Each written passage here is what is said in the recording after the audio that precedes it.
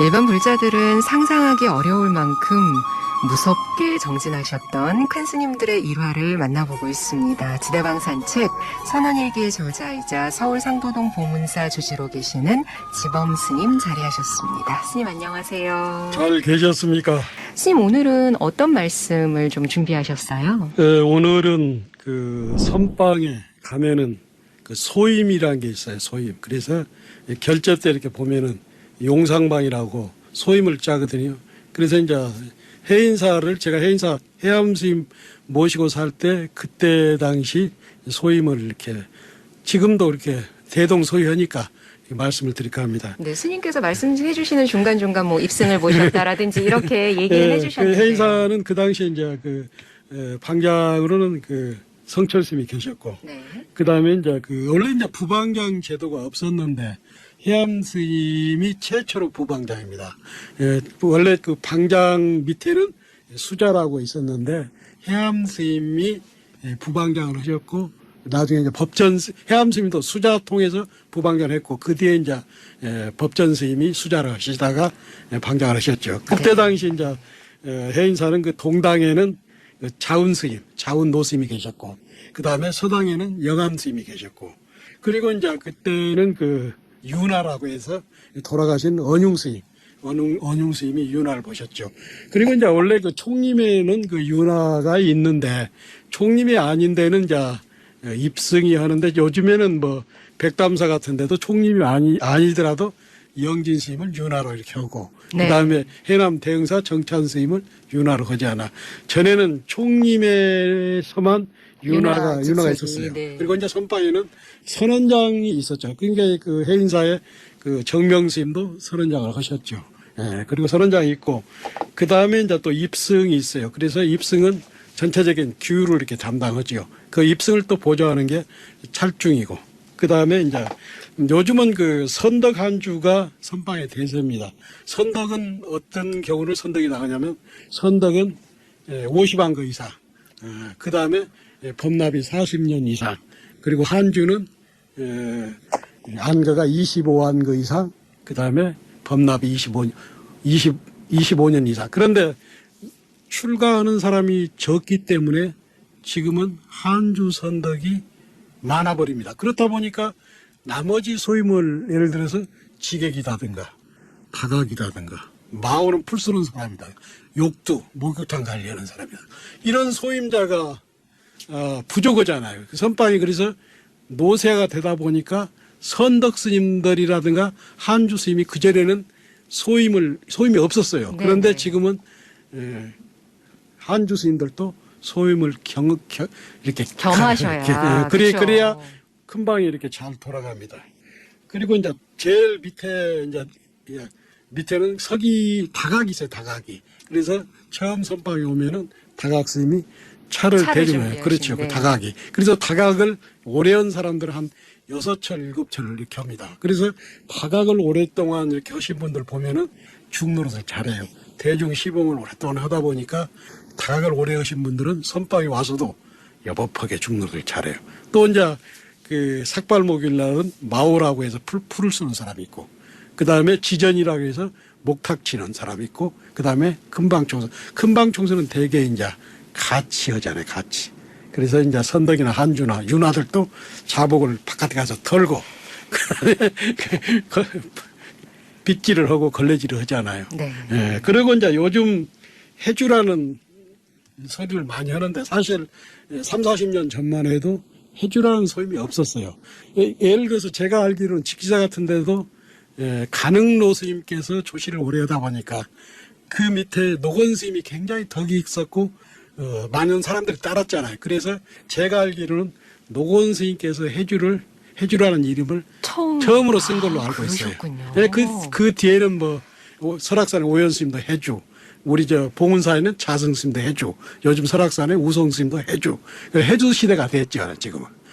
그리고 은혜사의 법타 스님도 해주를 거쳐서 조실됐고, 또 보선 스님, 대흥사 같은 데도 해주를 거쳐서 지금 조실하고 있잖아요. 그러니까 노건 스님께서 제가 알기로는 해주라는 소임을 가장 먼저 쓴 걸로 알고 있고, 요즘은 사실 조계종의 실세는 해줍니다. 문중의 어른이잖아요. 그렇습니다. 네. 스님께서 이렇게 쭉 알기 쉽게 정리를 해주시니까요. 귀에 쏙쏙 들어오고요. 또 하나 느낀 점은, 정말 스님은 어떤 선원의 이 역사와 변화의 산 증인이시구나라는 생각이 듭니다. 뭐 저보다는 잘하는 분도 있겠죠. 그리고 지금 해인사 같은 데는 그 세민 스님께서 동당, 그 다음에 대원 스님께서 서당, 그리고 방장 스님이 그 위에 방장이 계시잖아요. 그래서 원각 스님이 방장. 그래서 산중의 어른을 이렇게 모실 때는 동당이나 서당이라는 자리를 주어가지고 이렇게 모셨어요. 그러니까 해인사 성철 스님 당시에는 자운 노스님이 계셨잖아요. 그 다음에 그 영암 노스님이 계셨으니까 그래서 큰 소임을 줘서 대중들이 아주 그 덕화를 배우고 익히고 따르고 그랬었죠. 네. 그러니까 해암 스님은 그 당시에 수자 윤화를 거쳐서 부방장을 해서 그 다음에 성철 스님 돌아가시고 그 방장자리에 올랐죠. 그러니까 해인사의 역사는 해암 스님입니다. 걸 수 있죠. 네. 윤화부터 해서 쭉 올라왔죠. 해인사에서 이제 두루두루 소임을 거치신 해암 스님에 대한 말씀을 좀 여쭙도록 하겠습니다. 그래. 네. 지난 시간에 성철 스님께서 이제 천재굴에서 후학들에게 분심을 불러일으켜서 열심히 이제 공부할 수 있는 그런 어떤 자리를 만들어 주셨다라는 말씀까지 들었는데. 그래서 이제 그때부터 이제 성철 스님이 계신다는 소식을 듣고 많은 스님과 비구니 스님들과 신도들이 몰려들었잖아요. 네. 그때는 이제 스님들 중에는 청담 스님을 비롯해서 자운, 서홍 스님, 향곡 스님, 운어 스님, 특히 그때 이제 그 남해 망월함에 서홍 스님이 계셨는데 서홍 스님께서 자주 오셔가지고 성철 스님과 법담하는 것을 해암 스님이나 법전 스님이 여러 번 봤다고 그래요. 네. 그러니까 성철 스님하고 그 서홍 스님이 향곡 스님은 나이가 똑같잖아요. 그러면서도 그 세 분이 아주 가깝게 지냈어요. 그래서 오는 걸 보고 그 다음에 워낙 신도들이 많이 오니까 해암 스님하고 성철 스님하고 아이디어를 낸 거예요. 그래가지고 그 천재굴에 인법당이 있었는데 인법당 구두를 타버린 거야. 그리고 성철 스님은 아래목에서 정진하고 해암 스님은 울목에서 정진하면서 신도를 안 받은 거야. 그래서 이제 성철 스님을 통해서 해암 스님이 공부의 노정기를 배우고 있겠잖아요. 네. 그래서 이제 해제하고 봄이 돼서 그때도 이제 신도들이 오니까 해암 스님은 내가 법무사 동산회상에서 선지식의 가르침을 받았고 또 성철 스님 회상에서 공부의 노정기를 배웠는데 나는 설악산에 가서 나 혼자 한번 공부를 해야겠다 하고 천재굴에서 설악산으로 갑니다. 예. 그때 당시 이제 설악산이 그 6.25 전만 해도 설악산이 이북 지역이었잖아요. 그리고 38선 이북이었잖아요. 그래가지고 해암 스님이 올라갈 때는 1953년도 봄이었단 말이에요. 휴전협정이 아마도 그때 안 됐을 겁니다. 그러네요. 그제 인민군 손아귀에 들어있는 설악산에 오세암을 올라가네요. 오세암을. 근데 그때만 해도 그 오세암에 가서 공부한다는 것은 굉장히 어려운 일이잖아요. 근데 해암 스님은 내가 오세암에 가서 공부할 것이다. 이런 발언을 하는 거예요. 그러니까 분명히 부처님의 가오가 하음 신중님의 가오가 있기 때문에 나는 그 오세암에서 충분히 공부를 할 수 있겠다 하면서 이제 백담사를 통과해가지고 올라가는데 백담사에 그냥 놔둘 리가 있습니까? 그리고 인민군들이 검문소에 있지 않아요. 거기를 해암 스님이 이제 들어가는데 우리가 해암 스님 보기만 해도 신심이 나고 뭔가 수행자 같거든. 네네. 그래서 어렵게 통과해가지고 오세암에 올라간 거예요. 그러니까 군인들도 네. 다 그냥 가실 수 있도록. 네, 인민군인들입니다. 네. 그게 우리 군인이 아니고 그 당시에는 인민군입니다. 네네. 그런데 이제 뒤져보니까 걸망을 뒤져보니까 뭐 콩 몇 한 대, 솔잎 조금 이렇게 해서 보니까 무슨 공부를 하고 뭐로 가냐 하니까 나는 깨달음을 얻기 위해서 무슨 깨달음을 얻을 것이냐. 내가 학철대원에서 중생을 제도해야 쓰겠다는 그런 것을 그 공부를 하기 위해서 간다는 거예요. 그래서 이제 처음에는 만일 그때 해암 스님이 잘못 보이면은 총살을 당하지 않아요. 그렇죠. 굉장히 위험한 그치? 상황이죠. 군인들이나 경찰에 그 간첩으로 오해를 할 수 있지 않아요. 그런데 해암 스님은 나는 분명히 불보살의 가피를 받을 것이다. 나는 오세암에서 깨칠 것이다. 그런 원을 세우고 갔기 때문에 그러면서 손을 이렇게 들고 갔대요. 검은 손을 이렇게 딱 들고. 네. 그러니까 이제 이민구들이 딱 보니까 바짝 마른 스님이 눈은 번쩍번쩍한 스님이 공부를 간다 하니까 자기들도 좀 믿은 거야. 그래서 이제 그 영시함을 통해서 그 오세암이라는 데가 그 마등령 쪽에 있잖아요. 영시함에서 한 10km 정도 가면 네, 되잖아요. 네. 거기서 이제 우리 한용운 스님도 거기서 오도성이 나왔잖아요. 오도성이. 한용운 스님도 오도성이 나왔고 매월당 김시십도 거기서 공부한 그런 도량이죠. 그래서 이제 신라 때는 자장율사가 간센보살을 칭견해겠다 발언하고 공부했던 곳이잖아요. 네. 그리고 조선시대 때는 매월당 김시습이 거기서 은거를 했고 만해 한용운 스님도 거기서 오도성이 나왔잖아요. 임해친묵은 백담산이 나왔는데 그 오도성은 오세암이 나왔죠. 네. 그래서 이제 1925년도 오세암에서 한용운 스님이 시편담을 읽어요. 근데 그 시편담 내용 중에 이런 게 있어요. 시편담 10장 중 첫 장 시민의 내용이 시민은 글이나 말로 나타날 수 없는 마음속 깨달음이란 뜻이다. 무심을 두고 도락하지 마라. 무심이라 해도 한 관문이 막혀 있다. 우리가 이제 무심이라 해도 이것을 돌아가는데 그 무심을 통과했을 때 구경가를 만날 수 있다. 네. 이런 얘기를 하셨어요. 해암 스님은 오세암에 도착해서 오로지 정진만 했다고 그래요. 그런데 인민군들이 봤을 때는 큰 정진만 하고 먹는 것도 없고 겨우 이렇게 같이 지내다 보니까 감자를 심었다 그거 쪄먹고 그러는데 해암 스님은 밤에도 잠도 안 자고 그렇죠.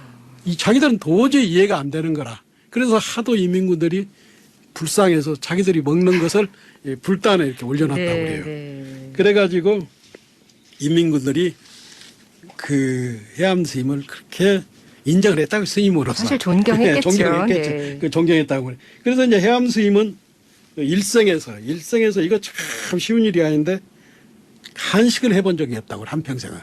그리고 누워본 적이 없잖아요. 네. 저희들 간식 안 할 수 없잖아요. 맛있는 것 선방에도 이렇게 들어오면 조금이라도 맛을 보고 이렇게 내주는데 해암 스님은 참 지독했던 것 같아요. 아무리 저희들 행사 모시고 살 때도 보면은 대중모양으로 간식이라고 이렇게 공양을 좀 올리면은 최다 눈길도 안 줍니다. 그래서 네. 해암 스님께서 가끔 이런 말씀 하셨어요. 강급 동안 깨치지 못한 것은 졸음 때문이다. 사람 몸 받았을 때 졸지 마소. 생사대사가 이 한판의 싸움이 어찌 싸우지 않고 졸기를 즐기냐. 근데 해암 스님은 이 고행 끝에 사실은 네. 조는 것을 결국에는 극복을 하죠. 극복을 해요. 그래서 이제 해암 스님이 거기서 공부가 어느 정도 설악산 오세하면서 공부가 끝나고 어디로 가냐면은 해암 스님이 오대산에 가면은 서대라는 데가 있습니다. 서대. 네. 서대를 연불암이라고도 합니다. 저도 서대에 오래는 안 살았지만은 원룡 스님 모시고 살아봤어요. 그 상원사에 올라가면 그 중대 가기 전에 N쪽으로 이렇게 한 3km 올라가면은 서대가 이렇게 나옵니다. 그 너아집이거든, 너아집이고 앞에 안대가 그렇게 좋아요. 요즘 월정사 주심한테 얘기했더니까 복원을 새롭게 지었다고 그래요. 그렇군요. 서대 그 가을 달밤이 그렇게 좋은데 그 서대를 그 당시에 가니까 월정사 경내에 있는 모든 사찰들은 거기다 전쟁으로 해서 다 불이 나고 없어졌는데 네. 서대 가니까 그 노아집에 된장도 조금 있고 쌀도 조금 있고 그래요? 호롱불을 낄 수 있는 기름도 있고 그래서 해암 스님이 거기 가서 낮에는 자선을 하고 밤에는 중대를 다니면서 그렇게 용맹경기를 했다고 그래요. 그 당시에 그 일타 스님께서 걸망을 쥐고 오신 거예요. 그래서 일타 스님과 같이 이렇게 공부를 했는데 일타 스님 해제가 되자 보궁에 가서 하루에 3,000배를 하면서 일주일을 한 거예요. 네. 그러고 나서 연비를 했잖아요. 손을 다 태웠잖아요. 그런 모습을 일타 스님은 그런 모습을 보면서 해암 스님이 더 발심이 된 거예요. 그래가지고 이제 저희들이 해암 스님한테 직접 듣은 얘기인데, 그래가지고 해암 스님도 발심을 해가지고 중대를 왔다 갔다 하는데, 하루는 중대 살 때인데, 중대는 보궁입니다. 보궁인데 살 때인데 하두를 들고 바지를 올리고 내려오는데 뭐가 앞에 탁 있는 거 보니까 호랑이가 있었다고. 해암 스님 제가 직접 들었습니다. 네. 그래서 해암 스님은 뭇자두를 탁 들고 하두를 들고 한 10분 정도 서로 응시했대요. 그럴 때 눈 속으로 수빈 들 호랑이가 착. 그래서 하두만 들면은 네. 하두만 여보프게 들면은 호랑이도 겁이 안 난다. 하두를 안 들었을 때 호랑이가 잡아가지. 네. 하두만 제대로 들면 그래서 호랑이를 이겼다고 그런 말씀을 가끔 하신 적이 여러 번 있으면 들었습니다. 네. 지대방 산책 오늘도 해암 스님의 말씀 상도동 고문사 지범 스님께서 전해주셨습니다. 스님 감사합니다. 네.